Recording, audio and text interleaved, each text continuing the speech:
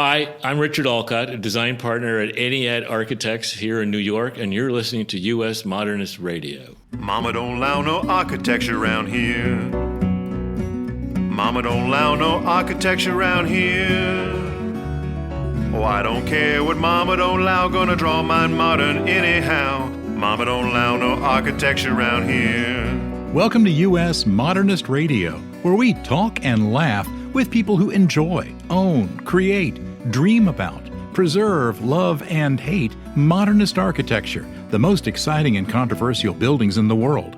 I'm Tom Guild. For every 3 out of 4 wonderful modernist buildings in the world, there is likely one even more amazing unbuilt building, with plans sitting in a drawer or on a hard drive somewhere. And on today's show, we explore the wonderful world of the imagined but not realized. Our guests are the authors of Never Built Los Angeles, Never Built New York, and the new book, The Atlas of Never Built Architecture, Sam Lubell and Greg Goldin. Later, we'll enjoy some fantastic piano jazz with Chicago's Paul Giallorenzo. And now, here's your host, Mr. Modernism, George Smart. Thanks, Tom. Unbuilt wonders. It's what happens when bold, audacious ideas meet the cold, hard realities of physics, budget, zoning, and insane neighbors. From the wildly expensive to the hilariously impractical, these marvels still inspire clients and architects to boldly go where no building has gone before. Imagine a skyscraper that looks like a giant chrome everything bagel, a Chicago high-rise complete with a central hole perfect for helicopter landings to attract thousands of nesting pigeons. Or imagine a giant tube snaking through the desert for several miles with apartments and stores stacked on top of each other. Well, they're actually building this in Saudi Arabia. It's called the Line. Or how about houses on towers that look like the Seattle Space Needle? Oh, wait, that's the Jetsons. My apologies. One must never make fun of the Jetsons. What is hilarious, though, is architects' responses when challenged on these projects. Instead of acknowledging what's obvious to everyone else, they will briskly climb the ladder of archibabble to say, this project is a metaphor for the volatility and impermanence of life, or this project elevates the urban fabric to facilitate stylistic diversity while connecting the community precedent. Wow. The good news is the most daring buildings that do get built become dearly loved after a while. Sometimes a long, long while. U.S. Modernist Radio is underwritten by June Goldfinger and Jeff Taylor, sponsors of Circle, Square, Triangle, a traveling exhibition on the architecture of Myron Goldfinger, and by Diane Bald and the Budman family, restoring significant architecture in Toronto, Los Angeles, Malibu, and Palm Springs.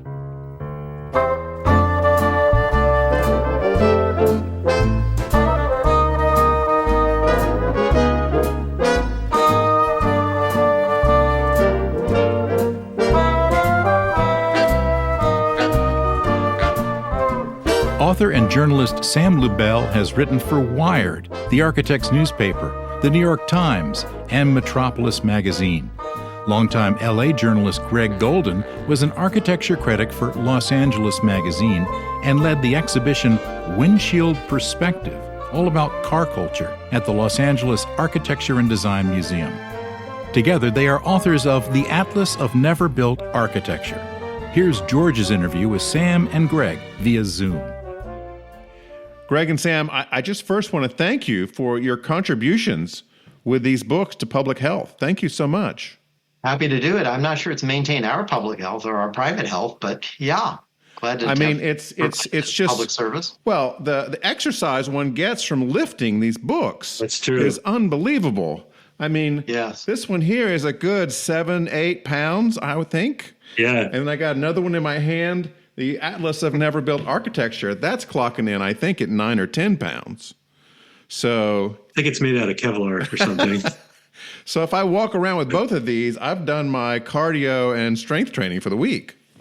That's all we can ask, is that we can help you with that. Yes, and in fact, there's no reason to read the book. Just carry it around.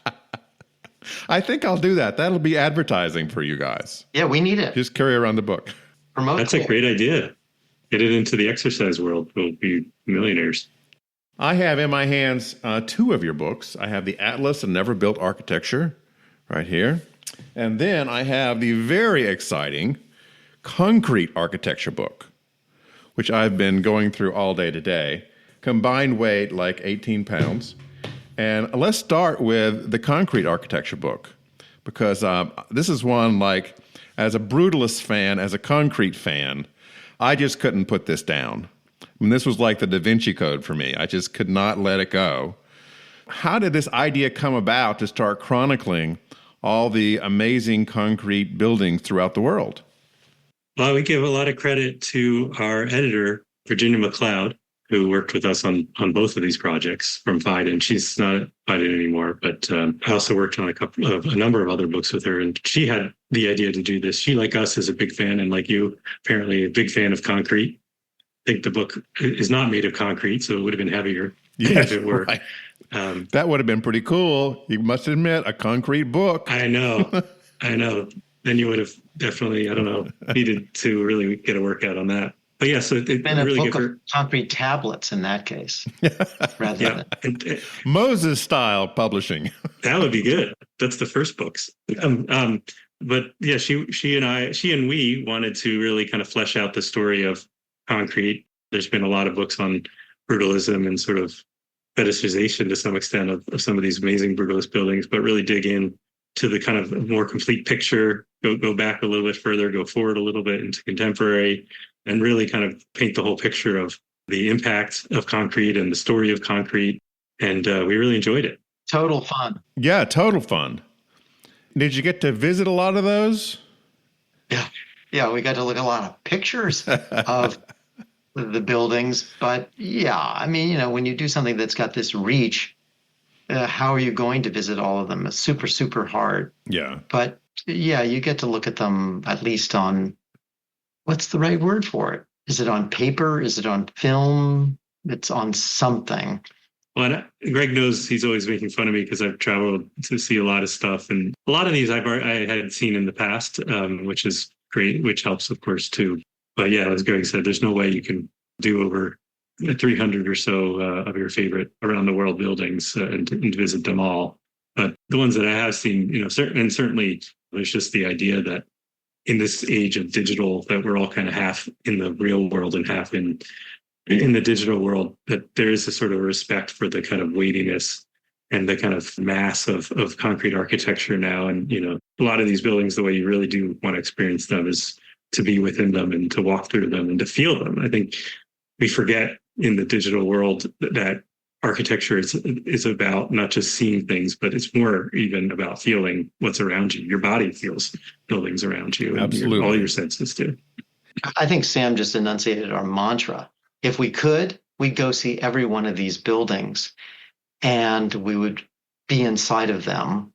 And, we tried our best with the book to bring you as close to that experience as possible in a very, very short summary of what the building is about. I was trying to crack the code of how the book is organized. Ooh. Because it doesn't seem to be by date or by architect or by geography. So what is the secret, guys? Crossing things off lists. That's one of the secrets. It just is. It's like kind of what's doable, what's not doable. Okay. Do you have the photographs? Is it accessible from our desks in some sense? Can you write about it intelligently and knowledgeably? So you end up with much longer lists that get pared down. That's part of the code. Okay. Is that a code or is that a non-code? Well, I think what George means, though, organized, you're talking about how the book itself is organized. Right. Yeah, because it's not an atlas like the Never Built. No, I mean, the idea of this is to sort of overwhelm you with the scope of what's going on with concrete and just kind of give you a mass and sort of like you just sort of dive in. So it's not organized amazingly in any particular way. You just kind of keep going and going and going through. And it's sort of giving you the breadth of what there is, the kind of incredible range of styles and time periods and approaches and from all over the world. So instead of sort of trying to fit that into sort of a peg, square, whatever my mixed metaphor is, it's sort of like just laying it all out there. Yeah, it's an accidental or serendipitous journey so that you don't have one expectation for what a concrete building is supposed to be. And I think that that's essential because, you can land in Buenos Aires or Sao Paulo, but you can also be in, name a place in North Africa. And there doesn't have to be a specific connection of an architect or language that's being used in any of those places that are polar opposites geographically, but that's it. What connects them is that building's made out of concrete. Yeah, and lots of it usually. Lots of concrete. And, it's like you have pages that have this 1970s brutalist building in London right next to this church in Mozambique. And you start to make the connections. This is a building in Africa that was done about a decade earlier. But you see the sort of the paneling and where the ideas are sort of, it's almost accidental that you start to see how these things start to connect, which is, I think, really interesting. Well, I have to say, at first I was going like, where the hell is the index and how do I follow this? But you're right. It did have me look at every single page and follow through and just really come away going, wow, what an incredible history. I wanted to ask you, we all know that big concrete buildings evoke a lot of emotions in people. They tend to either really like them or really hate them. What did you run across in those responses in doing your book? Our problem is we're just as addicted as you are. I've yet to find one I hate. So honestly, this is the thing. I think if you don't love concrete to begin with as a material, as something that can be enormously expressive in many, many different ways, because it is so plastic, you're not going to be drawn in by this book and have the experience you did, where suddenly, oh, I'm on this crazy, almost scattershot journey. So I don't know how to answer that question truthfully, because I'm biased to begin with. And I physically like concrete as a substance, and these buildings tell you can play with it in so many different ways. You can comb it, you can scrape it, you can bend it, you can make it a bunch of square, smooth slabs that intersect in different ways. It's a world of possibilities. So I don't know, is there anybody who disagrees and doesn't like that? Oh, yeah. So that's the problem. I know they exist. Of course, I've been in buildings where people they don't just shrug, they get angry at the building. I think Sam and I know that perfectly well, but I'm just saying to you that for me, that can't happen. Okay. Never. I get it. But Sam, you've reported on some of these buildings that get very visceral hate reactions, right? Oh, yeah. I think there isn't much in between. There's the people that just love concrete and want to just be surrounded by it and love as I was saying, the weight of it and the kind of rawness of it. And then some people, it just makes their skin crawl. It feels like it's so cold and it's so overbearing. And, it's very much, kind of the subjectivity of architecture. There's no way I can tell somebody that they have to love this. I understand if somebody hates it. I used to have this brutalist library at my college that I hated. I thought it was cold and I thought it was kind of almost scary to go into. And then I studied architecture, but I think I also just, as I aged, I kind of developed an appreciation and the time period. Now it's like we're surrounded by all these wimpy glass buildings and you kind of start to miss the brutalist buildings and you start to appreciate it. So I don't even know my own reasoning for why, but now I love it and I'm just crazy about these buildings, but I didn't always feel that way. So it's hard to pin down why people love it or why they don't 100%. But yeah, people have very strong reactions for sure. Let's talk about the history of these buildings. When did they start to come into vogue and when did they fall out of favor? Oh, vogue? That's an interesting question. That's a harder one, I think, to pin down. Don't you think, Sam, that you mean vogue because architects wanted to work with the material, or do you mean vogue because people fell in love with concrete architecture? An audience outside of architects? Well, if you don't like vogue, we could try heyday. When did you start to see more and more of them getting built? Yeah, concrete has been around literally since, man has been building. Ancient civilization, even before the Romans, people were doing it, and the Romans certainly kind of perfected it. But and then it kind of Well, the Romans weren't building a Guggenheim, so that's what I'm kind of getting at here. When did it really start to take off with the buildings you have here in your book? Seems like 20th century sometime. Yes, but I mean, even early 20th century. I think like even in Europe, like Auguste Perret is a good example. Like he was really reinforced concrete had been around for a while, but he was able to make it into something sculptural and something beautiful, not just something that was totally utilitarian, which it was being used for mostly before then. And then I think there was a whole kind of renaissance there of early concrete architects that were making just these gorgeous things. But then, when it hit like, big time, just concrete versus like, partial concrete, but concrete being loved for what it was I think in the Brutalist period in the mid-century. And when you had people like Louis Kahn or you had people like Imp or Corbusier, and just really kind of making concrete the thing, the reason for the building almost, and making buildings into sculptural pieces of concrete more than just buildings that had concrete on them. The concrete was the whole point. And that was, I guess you could say, that was the golden age of it. And then there was, of course, the backlash. And then, of course, 20 or so years later, there was the nostalgia and the return. And that's sort of how I see it. But it's definitely been a long journey. Yeah, and I totally agree with what Sam is saying. And the thing is, it's sculptural, but it's also spatial.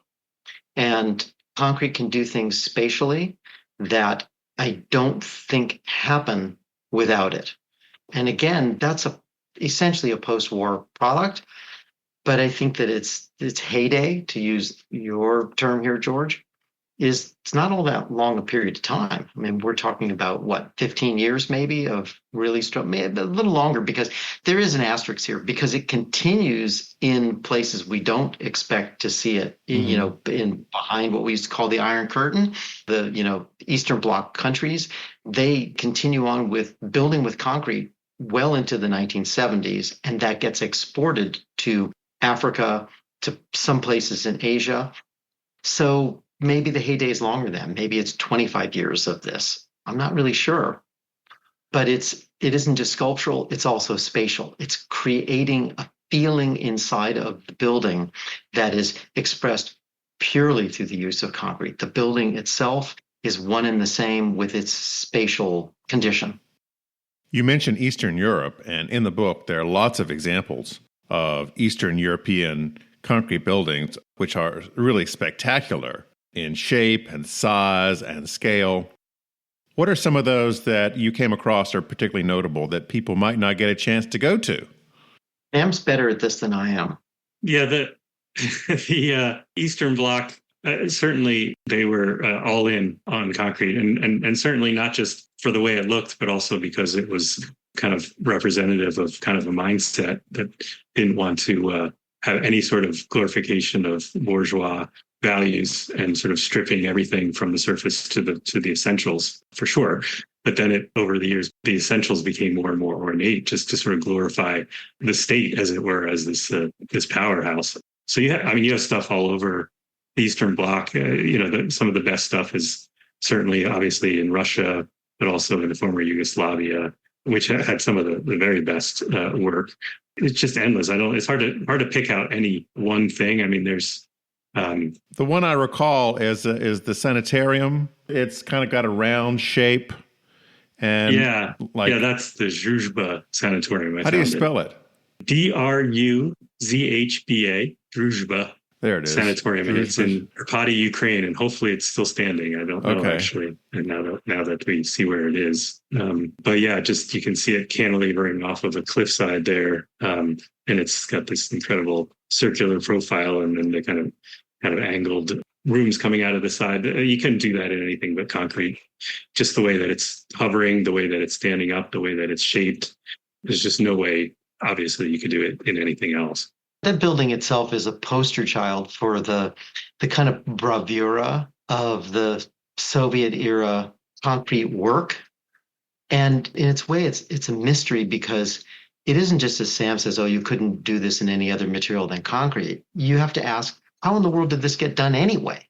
Who green-lighted something as radically over the top in a society that we took at least, we thought was, oh, this is all filled up with people who are dull, leading dull lives with no means of expression whatsoever. And yet here's this building that is beyond expressive. It's a spaceship that's landed from some other planet, but there it is, hovering on the edge. At the edge of the Crimean coast. In Yalta, I believe. Yeah. Right near Yalta.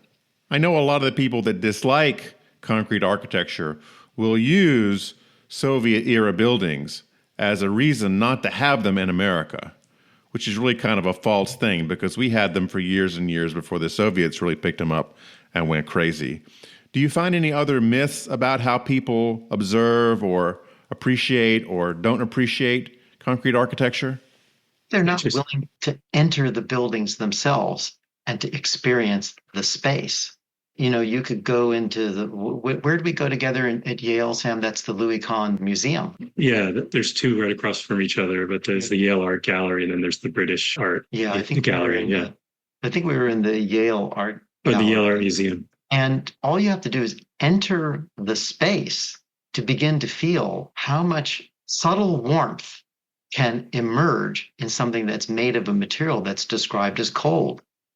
Just do it is my advice. Take Nike's thing, just enter the space. The same is true there's the Pei's library.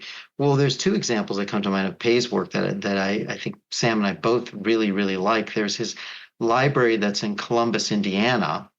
Now, that's not necessarily built around a kind of idea of warmth. It's built around the way in which coffered ceilings can make you experience volumes in the library setting. And a library setting has a kind of sanctity to it. And yet Pei managed, I think, with the way that he arranged the beams and the coffers inside that space to give you the feeling that knowledge is unconditional. And I think you really feel it there. And then the other one that I really like of Pei's is in Syracuse. What the hell is that? Sam, what is that building there? Is that also a library? The Everson Museum is in Syracuse. Yeah, it's a museum, right. That one has something to do with the way, for me at least, that he creates an outdoor space, which, again, that's against the rules, supposedly, with brutalism. It's supposed to just suck up everything around it and impose itself. And yet that building sort of sits in this island, almost slightly elevated plinth in downtown, or what's left of downtown Syracuse. And for me, there's this real play between the void and the building. Pereira does that too with the great Geisel Library at UC. What do they call that? UCSD. SD. I was going to say UC San Diego, but it doesn't sound right. You have to say UCSD. Well, you could say UC San Diego. But the same thing happens there with this inverted ziggurat thing that he's got going, where it's just as important to experience it in the immediate effect of the building in relationship to the void around it. So those come to mind immediately for me. I don't even know what the question was anymore. Sorry. Yeah, no, the question, which is an interesting one, the myths about it. And I think those are just incredible examples. I think people have one or two bad concrete buildings, but maybe it was a bad architect, just like anything. But then you get a master like Pei or Corbusier or somebody, and then you realize what they're capable of doing with that material. And Pei, I think there's this idea, because he's so famous for the glass pyramid at the Louvre, there's a surprise that he was so involved in brutalism, but he was really doing a lot of concrete work earlier in his career, which shows you a master architect can use different materials and make them really sing. It doesn't matter really what they are. The book is Concrete Architecture, and we're going to move on now to their second book, which is equally fascinating, The Atlas of Never Built Architecture. And this follows on a series of never built books that you all have been doing for quite a while, and I understand there was also an exhibition at one point. So take me back. How did this series start?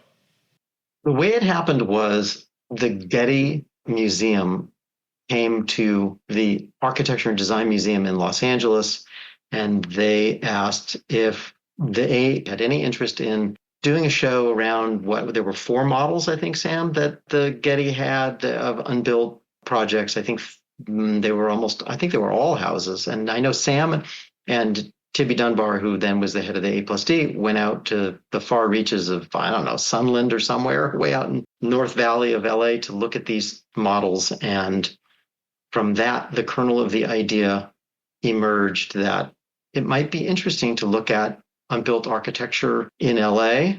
And I can't even remember what the era was going to be. Was it going to be like 10 years worth or something, Sam, of unbuilt? Yeah, it wasn't a big scope at first, and we kept broadening it.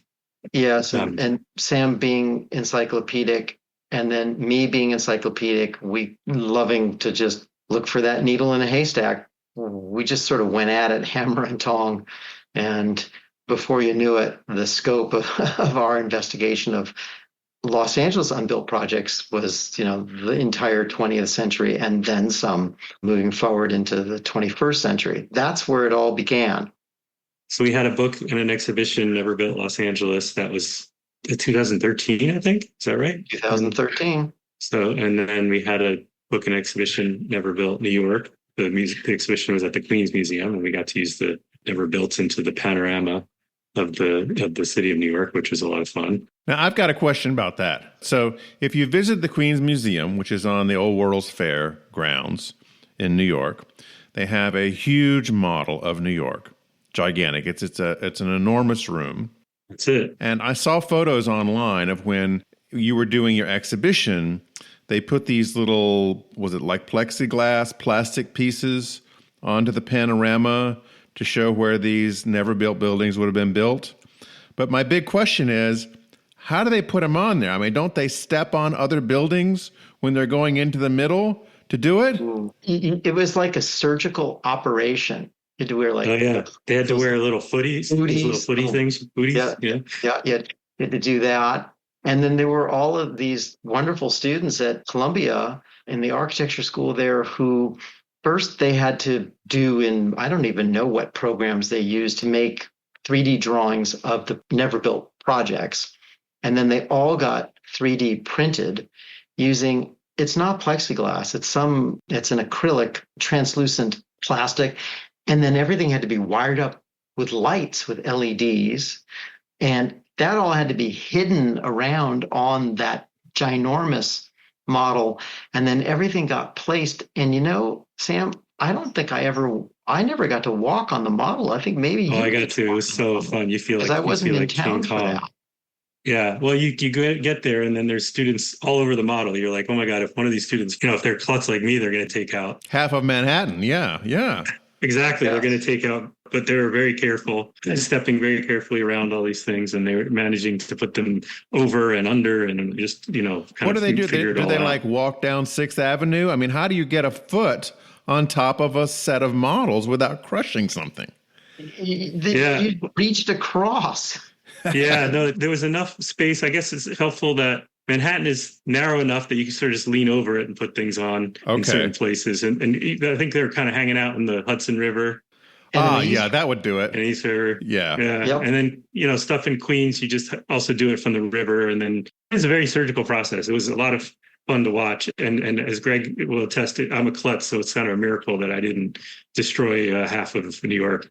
Before I looked at those photos, I imagined maybe I'd see you, Sam, hanging down Tom Cruise Mission Impossible style over the model to insert the new buildings in place. But I guess they didn't do that. No, it was more like King Kong.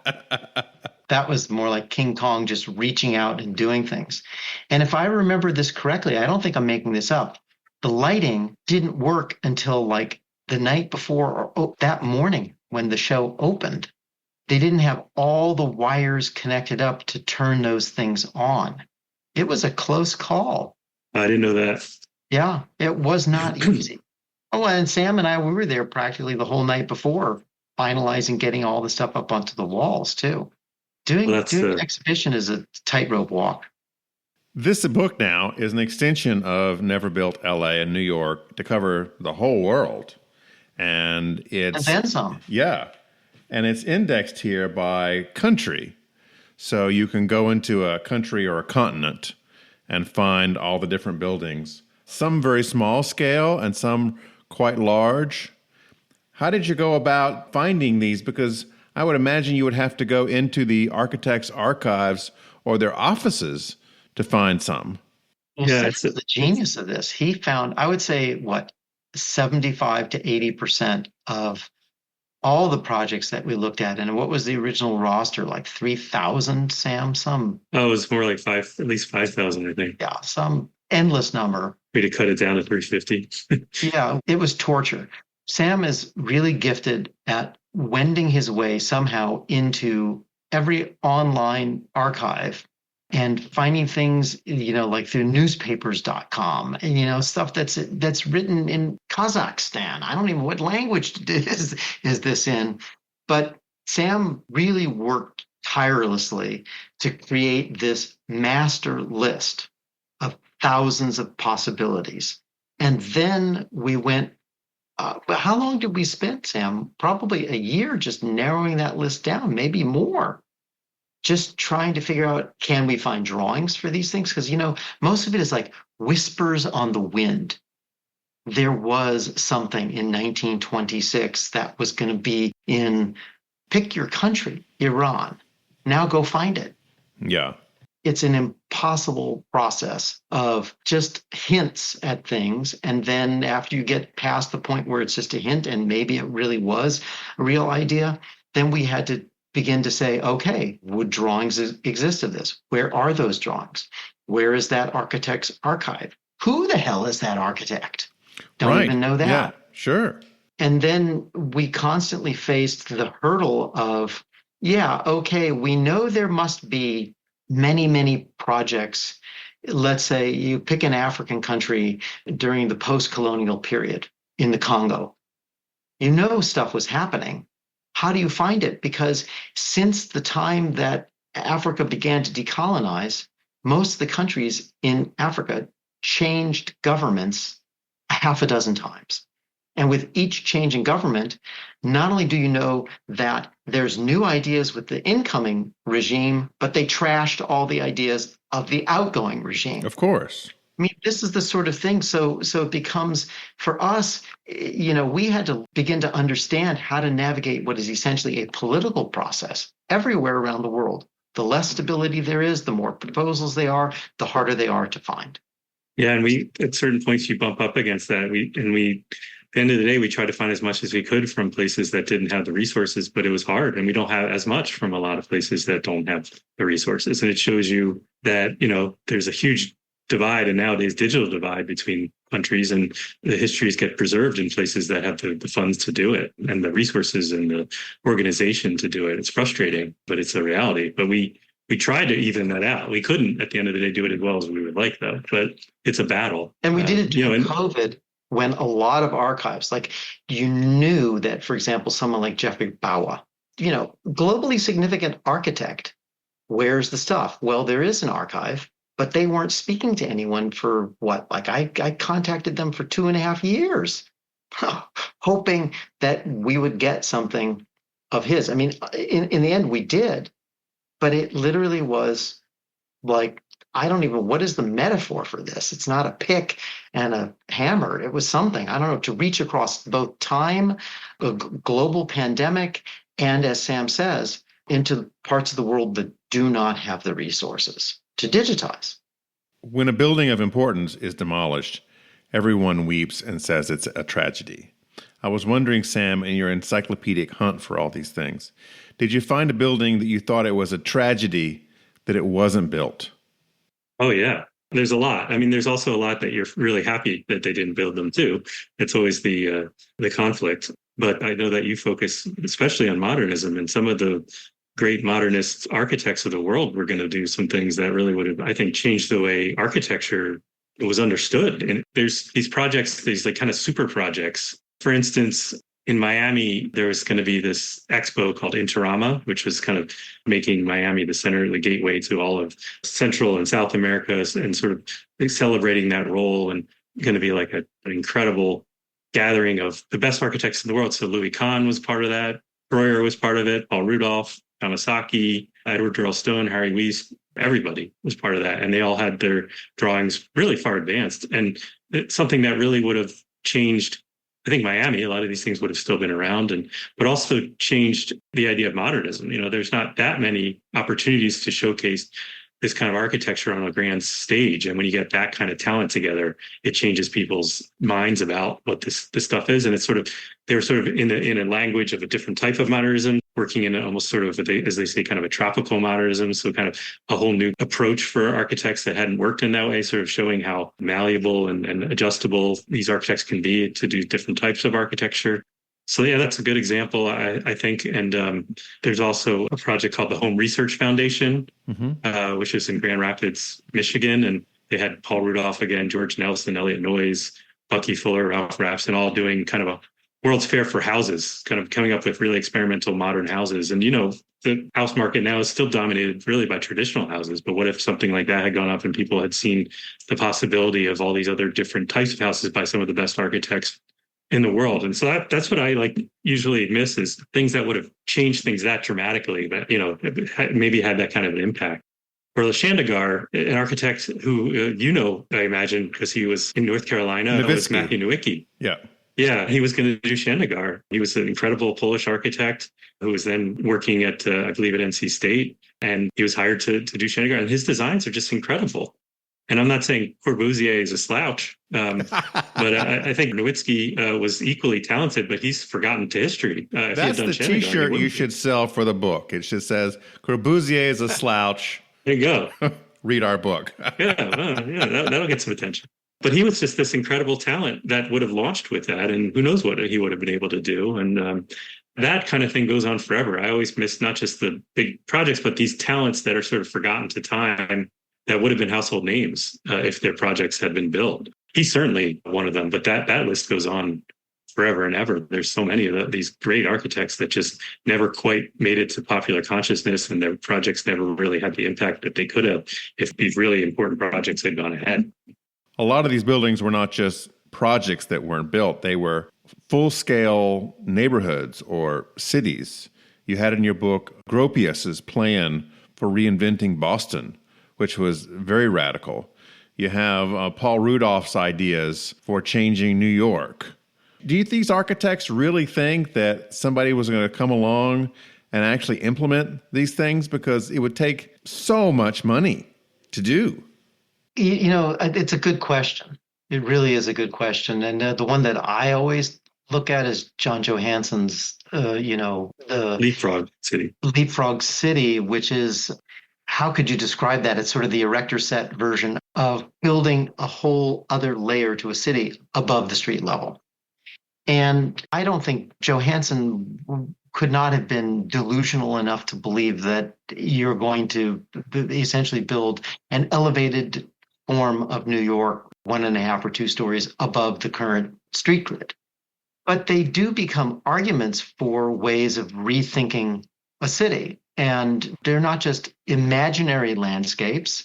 I think that they are ways of seeing, can we make something of the real estate we have that might be more spatially equitable, that can provide housing and other forms for people that break the form and mold of what we're presently locked into. And I think that those things lead places, the best example being Stephen Hull's, Bridge of Houses, which was going to recapture what we now know of as the High Line. And he wanted to build this sequence of, really was a radical proposal. It was a sequence of small houses for people who were marginalized by society, writers, artists, sculptors, drunks, clochards, who were going to take over that abandoned, I think it's a New York Central line on the west side. He wanted that to be this linked set of houses for people who weren't otherwise going to be able to survive in Manhattan. Well, somehow that becomes in the end the High Line. And, without Stephen Hull thinking about that and proposing that, I don't think you get to the High Line. So do they think that, someone's really going to take up this idea? No, but they don't not think it either. Well, and it depends. And we really limited those grand scale master plans because this book is technically never built architecture. So you'd be amazed at all the master plans that didn't make it, including Corbusier's plan for Paris, which is obviously probably the most notorious. So we managed to sneak a few in, but we really But some of them, when you have like certain countries under totalitarian rule, like we have projects that were going to go forward in Iran, it's like the Shah says, yes, do it. And it would have happened if the Shah didn't fall. that would have happened. It's like sometimes you have the backing, or, we have an amazing project in Saudi Arabia by Douglas Cardinal, who did the American Indian Museum, the Smithsonian Museum. But and that one member of the royal family kind of fell out of favor. That didn't happen. But otherwise, that's a go. They can build on any scale they want. But in other places, it's more of a provocation, as Greg was saying, that can plant the seeds that kind of tills the ground for something to indeed happen, for sure. All right, gentlemen, my last question. Tell me your favorite never built project that was also heavily made of concrete. Well, I know mine. Go ahead, Greg. Yeah, mine has to be the Fiat plant or Fiat building by Aldo Loris Rossi. You talk about an architect who is probably not known outside the United States at all, and probably not all that well known anymore in Italy. Well, he's confused with Aldo Rossi. It's a different guy. That's exactly it. That's the problem. Aldo Loris Rossi was a very different architect to Aldo Rossi. And you can open up the book and look at his proposal for Fiat, and it's just the corporate headquarters. It's just, what can I say? It's everything you can throw at in a building in the way of brutalism and have it explode in your face. And I love it. Sam, how about you? I think it's sort of a tie for me, and it's a cop-out, but one is Pierluigi Nervi, who's just the master of structure and concrete. He had a plan for the Universal Exposition in Rome, E42, 1942, which you can tell by the year, in a place that was a fascist country, not happening. But it was called the Palace of Water and Light, so this spiraling, incredible sculpture, and part of a complex that also included this grand arch that looks 100% spitting image to Harris Aaron's arch in St. Louis, and it's like 20 some years before. You can see the impact that these never builds can sometimes have. Anything by Nervi I love, but this Palace of Light, it just kind of capturing the spirit of the way it's sinuous, kind of captures the way water moves and light moves, and sort of this incredible beacon. The fact that it was sort of for the fascist regime makes me like it a little less. Great architecture sometimes comes from not so great places, but a lot of the Italian architects were kind of notorious for that. They're all kind of in bed with a lot of the best architects of that time. But the other one is a very different kind of idea by Gunnar Burkitz, who's, I think, a great but overlooked architect. Oh, yes. He had a tower for the president of Domino's Pizza in Monaghan, Michigan, for his headquarters. He was going to do the whole headquarters, and then it's sort of and it was very long and stretched out for a while. It was very influenced by Frank Lloyd Wright. The head of Domino's was a huge Frank Lloyd Wright fan. But then to sort of accent it on the flat plains, had this huge campanile, but it was leaning over. And that's the concrete part. It had a kind of a concrete frame. It was called the Leaning Tower of Pizza. And Burkett said he was done with sort of vertical towers. He thought they were sort of expected. So he wanted this to be leaning and braced as it was. And I love things that are so ridiculous that they actually start to make sense. And it really would have been a novelty that people would have flocked to, I think. And you'd think Domino's Pizza would have had enough money to build something like that. Yeah, no, that's true. And I think they blew it with that one. The books are Concrete Architecture and the Atlas of Never-Built Architecture, published by Phaidon. Actually, before we go, let me just say one thing, because Greg gave me all this credit for finding these things, but we worked very much as a team, and Greg is a genius at, once we have the thing recognized, at digging in and finding out the stories. So we're a good team that way, and we work together that way. Yes, you are a great team, very prolific. Thank you for your books. Thank you. Thank you, George. Really an honor to be part. That was George with authors Sam Lubell and Greg Goldin. Long Island native Paul Giallorenzo studied music at Northwestern University. Go Wildcats! And he's now roaming the venues of Chicago on piano, synthesizer, keyboards, and pretty much anything with keys. He's also the co-founder and programmer of the music venue art gallery Elastic Arts. His latest album is Play, with a Paul Giallorenzo trio. George spoke with Paul earlier this summer. Long Island native Paul Giallorenzo started his jazz journey as a kid, when piano lessons led him to the jazz ensemble. A graduate of Northwestern University, he was exposed to improv jazz in the live venues of Chicago.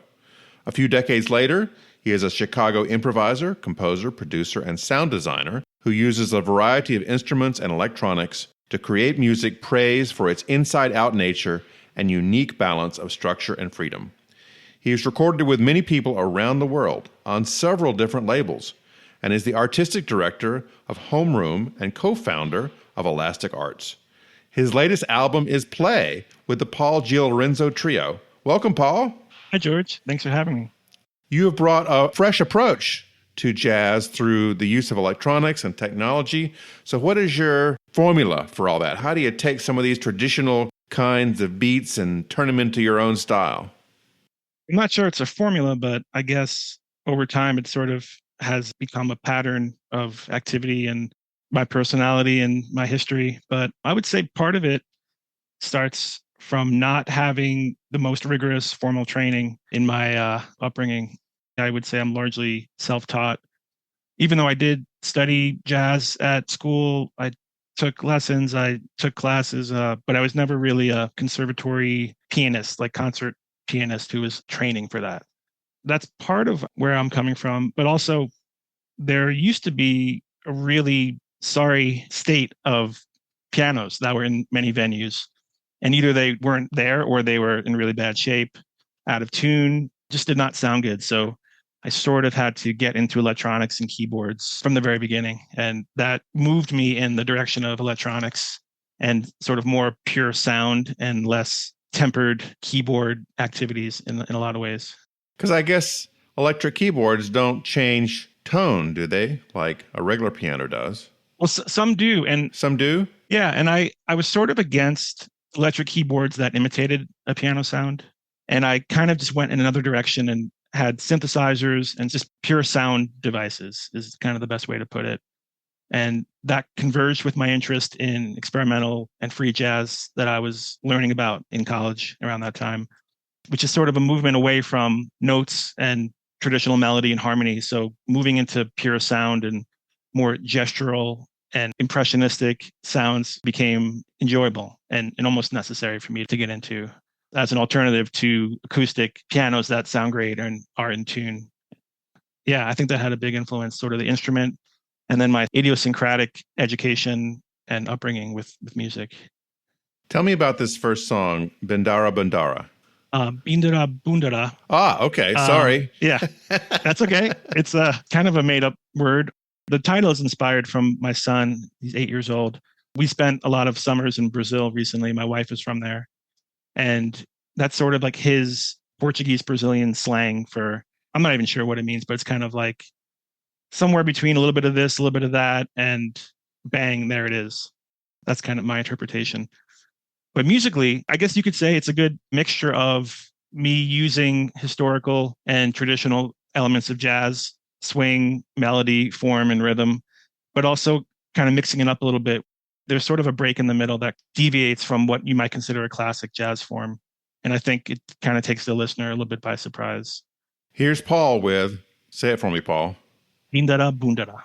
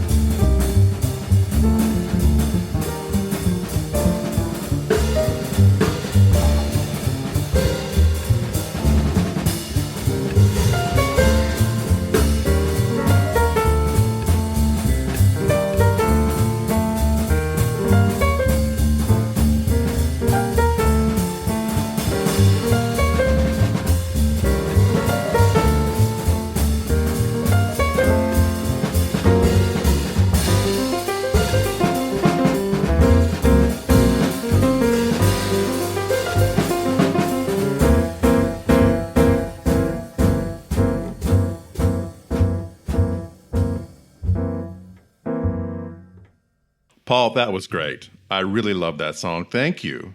Yeah, thank you. Tell me about Elastic Arts. What is that organization you founded?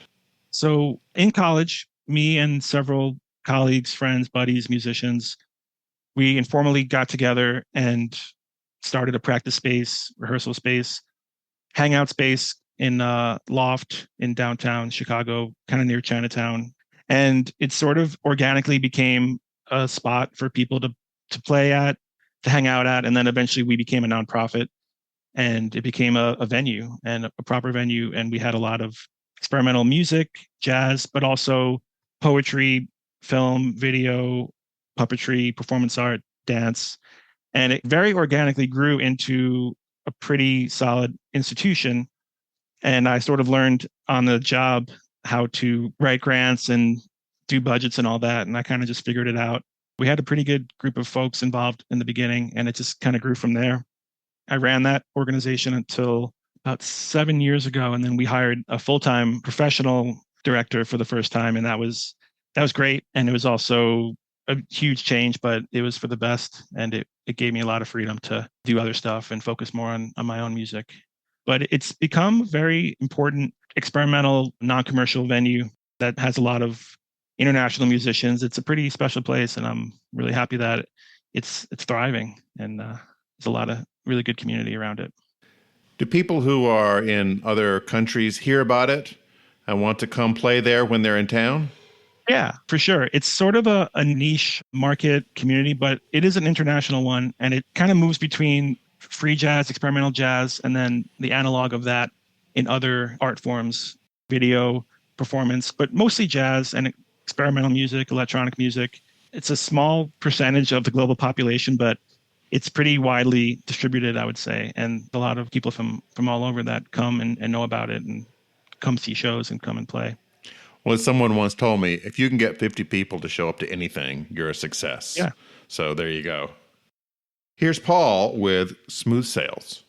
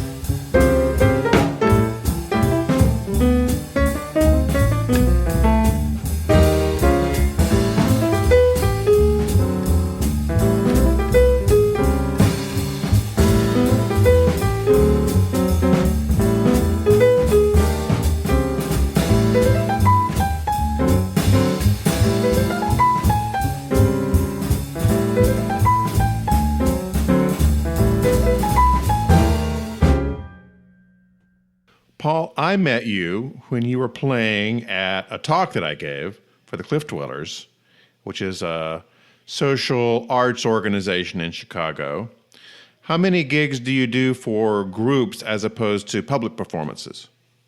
Mostly public performances, but that was an interesting gig because it was sort of a hybrid. It was kind of a private event, but it was open to the public and people could RSVP and it was free. So that was a really nice mixture of private party where you're sort of pleasing the client, but also where you're kind of doing your thing and you have a public facing attribute to it. But most of what I do is small local shows in small venues, bars, art spaces, galleries. But the sort of private party thing is a great way to make some money. And I think doing a lot of that would not be so fun, but doing a little bit of it or even a little bit more than that is great. Is there a special day at Elastic Arts when you come back and do a performance as one of the founders? Yeah, I perform there regularly. I did the album release concert for Play was last October at Elastic Arts on the Thursday night series that we have there. And that's probably one of the linchpins. One of the most important ongoing things that we've done is a Thursday night jazz series there for over 20 years. I'm still doing other things there, curating more experimental and electroacoustic music as well with a series called the Elastro Music and Video and Performance Series that I started back in 2003, and that's still going strong as well. Paul's latest album is Play. Thanks for joining me, Paul. Thanks a lot, George. Thanks for listening. U.S. Modernist Radio is underwritten by June Goldfinger and Jeff Taylor, sponsors of Circle, Square, Triangle, a traveling exhibition on the architecture of Myron Goldfinger, and by Diane Bald and the Budman family, restoring significant architecture in Toronto, Los Angeles, Malibu, and Palm Springs. Okay, Tom, take us out. Visit usmodernist.org's massive archives to listen to past shows, discover documentation of 22,000 significant modernist houses, and access 4.3 million pages of classic 20th century architecture magazines. U.S. Modernist Radio is produced by Soundtracks Recording Studios in Raleigh, North Carolina. Our theme song is performed by George Smart and Robinson Earl, with guest research by archivist Kelly Policelli. U.S. Modernist Radio is a production of Modernist Archive Incorporated, a nonprofit educational archive for the documentation, preservation, and promotion of modernist residential design. I'm Tom Guild. George and I will be back soon with another unbuilt yet rediscovered edition of U.S. Modernist Radio. We are a metaphor for the volatility and impermanence of life.